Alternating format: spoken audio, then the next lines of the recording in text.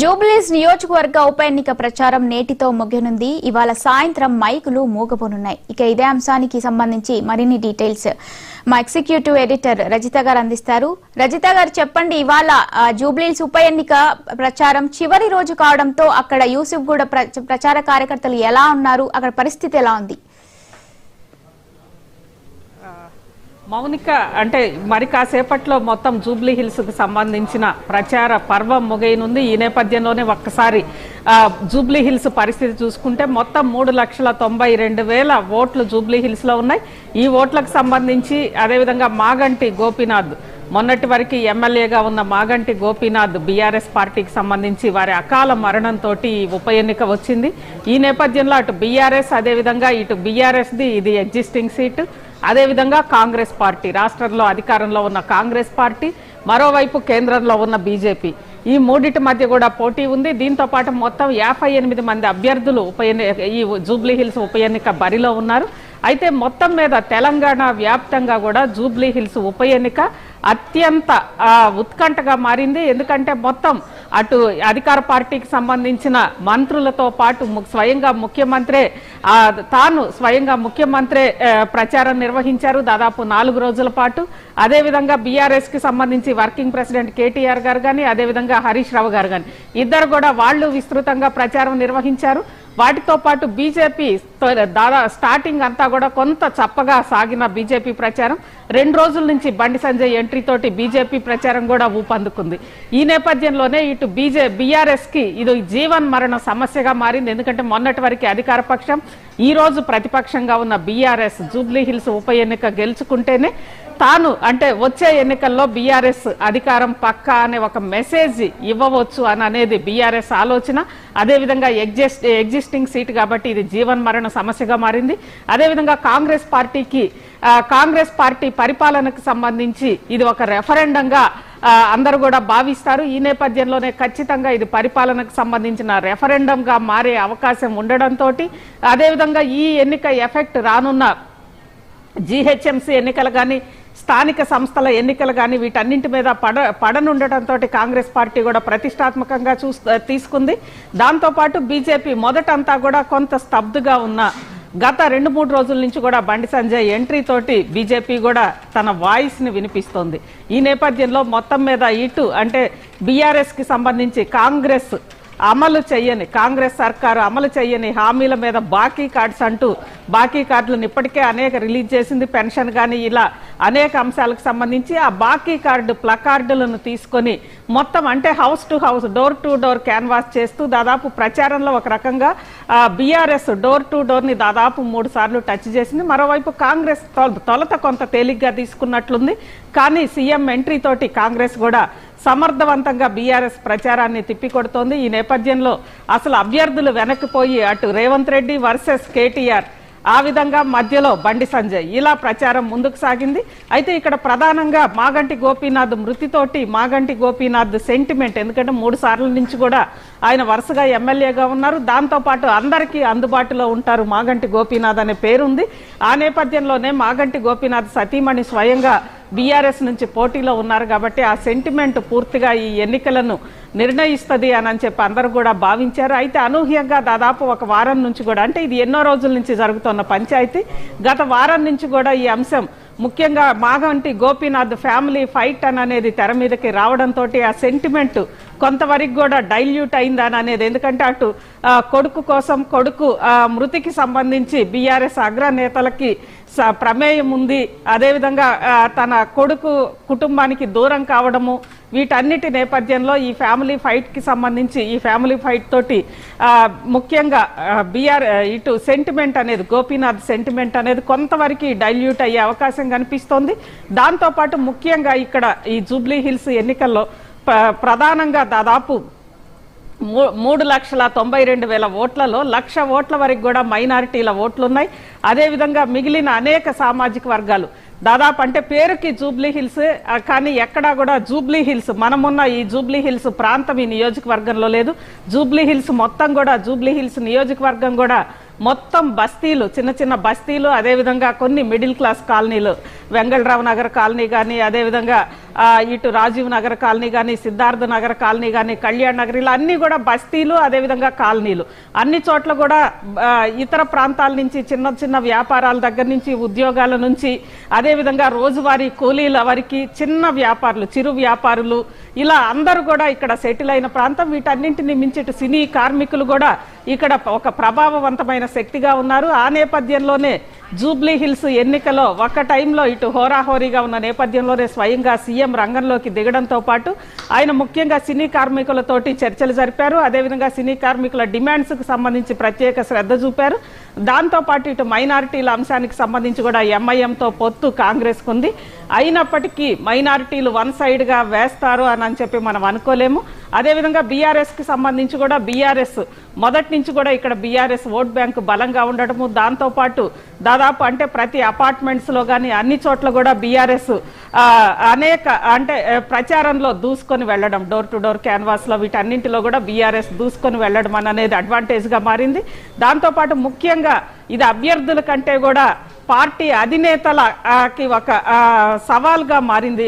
ఇటు Jubilee hills ఎన్నిక, అటు రేవంత్ రెడ్డి గారు, అదేవిధంగా వర్సెస్ కేటీఆర్ గారు, ఇద్దరు కూడా ఒక రకంగా అంటే మంచి పంచి డైలాగులతోటి ఇలా మాట్లాడుతూ మొత్తం మీద ఈ ప్రచారాన్ని హీటెక్కించారు. దాంతోపాటు దాదాపు రాష్ట్ర వ్యాప్తంగా కూడా అన్ని జిల్లాల్లో ఇటు అధికార పార్టీ నుంచి మంత్రులు, అదేవిధంగా ప్రతిపక్షం నుంచి మాజీ మంత్రులు అందరూ కూడా జూబ్లీ హిల్స్ లో మోహరించారు.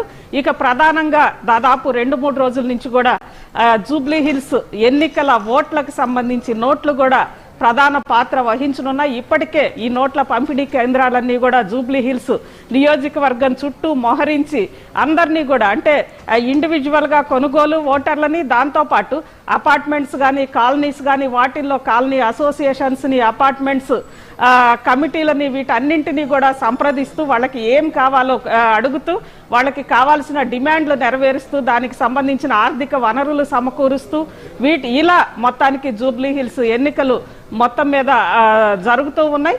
ముఖ్యంగా జూబ్లీ హిల్స్ బస్తీలకు సంబంధించి అనేక అంశాలు పెండింగ్ లో ఉన్న నేపథ్యంలో ఇప్పటి వరకు కూడా జూబ్లీ హిల్స్ లో దాదాపు 15 ఏళ్ల నుంచి బీఆర్ఎస్ అంటే ఎమ్మెల్యేగా ఉన్న మాగంటి గోపీనాథ్ గారు గతంలో టీడీపీ, ఆ తర్వాత 10 ఏళ్ల నుంచి కూడా కంటిన్యూగా బీఆర్ఎస్ అభ్యర్థి ఉన్న నేపథ్యంలో మొత్తం అంటే ఇక్కడ బస్తీలు వీటన్నింటి వెనుకబాటుకి, బస్తీల్లో ఉన్న సమస్యలకి అన్నింటికీ కూడా బీఆర్ఎస్ దే కారణం అని చెప్పి కాంగ్రెస్ చెప్తోంది.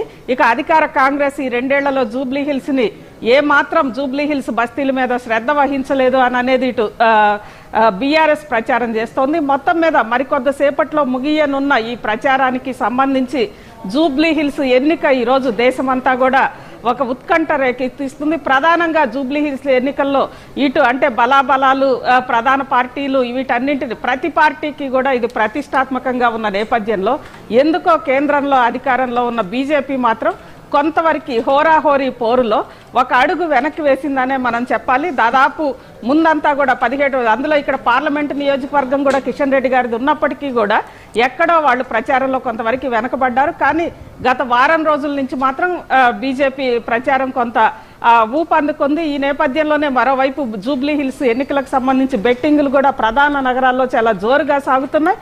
మొత్తం మీద మరో ఒక 10 నిమిషాల్లో ముగియనున్న ఈ జూబ్లీ హిల్స్ ప్రచార పర్వం మరో 10 నిమిషాల్లో ముగియనున్న నేపథ్యంలో ఇక మొత్తం అంటే ఇప్పటి వరకు కూడా బాగా డబ్బులు పంచి అన్నీ కూడా చేసిన నేతలు అంటే ప్రతి 50 మందికి కూడా ఒకళ్ళని మోహరించారు అన్ని పార్టీలు కూడా. వాళ్ళందరినీ కూడా రేపు బూత్కి తీసుకురావడానికి ఈ సాయంత్రం నుంచి కూడా రేపు ఎల్లుండి జరగనున్న ఎన్నికలు 11వ తారీఖు జరగనున్న ఎన్నికల్లో ఈ డబ్బులు పంచిన వాళ్ళు కానీ వీళ్ళందరికీ సంబంధించి వాళ్ళని బూత్లకి తీసుకురావడం అనేది ఇప్పుడు ప్రధాన సమస్యగా మారింది. దానికి సంబంధించి అన్ని వనరులు కూడా ఈ రోజు సాయంత్రం నుంచి కూడా 5 గంటల తర్వాత మొత్తం కూడా పోల్ మేనేజ్మెంట్ మీదే దృష్టి వహించే అవకాశం ఉంది. మౌనిక.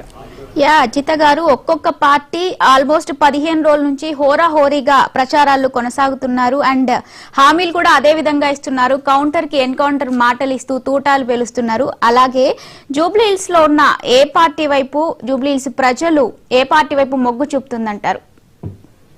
మౌనిక, ఇప్పటి వరకు కూడా సర్వేలు కూడా చాలా మిశ్రమంగా ఉన్నాయి. మొదట సర్వేలన్నీ కూడా ఇక్కడ జూబ్లీ హిల్స్ లో ఎగ్జిస్టింగ్ ఎమ్మెల్యే ఉన్న బీఆర్ఎస్ కి అనుకూలంగా ఇచ్చినప్పటికి కూడా గత వారం రోజుల నుంచి కూడా మొత్తం ట్రెండ్ చేంజ్ అయింది. ఎందుకంటే ముఖ్యమంత్రి స్వయంగా రంగంలోకి దిగడం ఒకటి, అదేవిధంగా మాగంటి గోపీనాథ్ కుటుంబానికి, ఎందుకంటే ఇది సెంటిమెంట్ బేసిస్ గా జరుగుతున్నప్పుడు ఆ సెంటిమెంటే కొంతవరకు ప్రశ్నార్థకం అయినప్పుడు కొంత వీటన్నిటి అనేక ఫ్యాక్టర్లు, ముఖ్యంగా ముఖ్యమంత్రి ప్రతిష్టాత్మకంగా తీసుకోవడము, ముఖ్యమంత్రి ప్రచారంలోకి వచ్చినాక కొంతవరకు మారినట్లు అనిపిస్తోంది. కానీ ఓటర్లు మాత్రం జూబ్లీ హిల్స్ లో అత్యంత గుంభనంగా ఉన్నారు మౌనిక.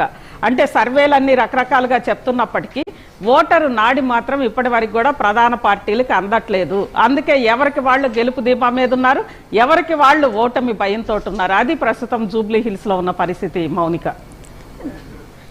ఓటింగ్ పర్సంటేజ్ ఏ విధంగా ఉండొచ్చు అజిత గారు?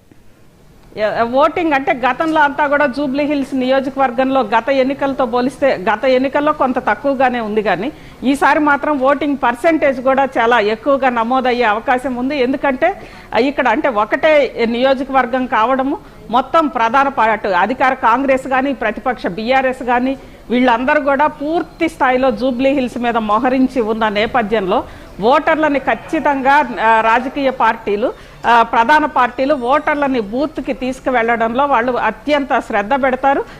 ఈరోజు సాయంత్రం నుంచి కూడా ఇక అదే పని మీద ఉంటారు. కాబట్టి అందులో ఓటింగ్ కూడా ఈరోజు ఇంకో గంట సేపు ఎక్కువ 1 అవర్ కూడా ఓటింగ్ పొడిగించారు. రేపు జరగనున్న పోలింగ్ రోజు పోలింగ్ కి కూడా 1 గంట సమయం పొడిగించిన నేపథ్యంలో ఓటింగ్ పర్సెంటేజ్ ఈసారి ఎక్కువగానే ఉండే అవకాశం ఉంది మౌనిక.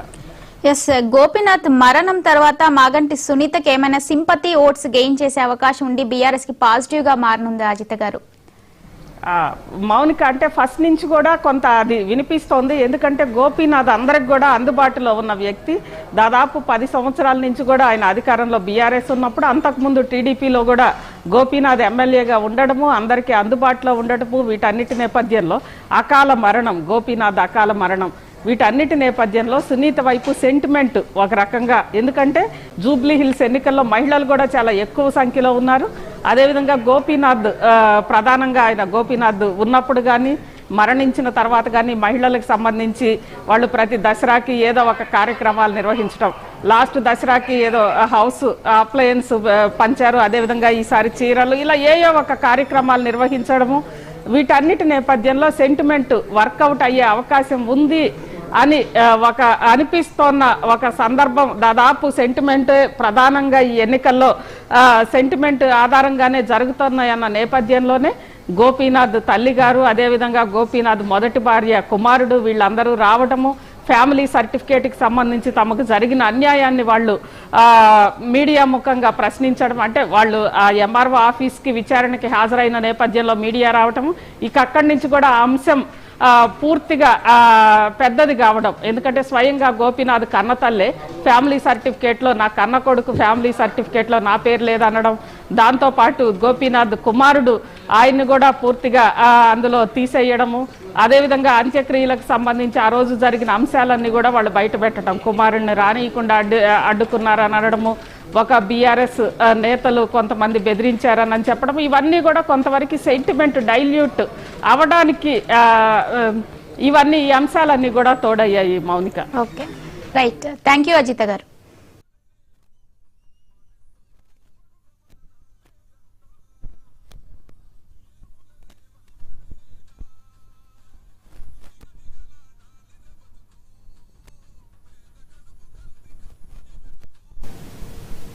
ఇవి ఇప్పటివరకు ఉన్న అప్డేట్స్. మరిన్ని అప్డేట్స్ కోసం చూస్తూనే ఉండండి మహా న్యూస్.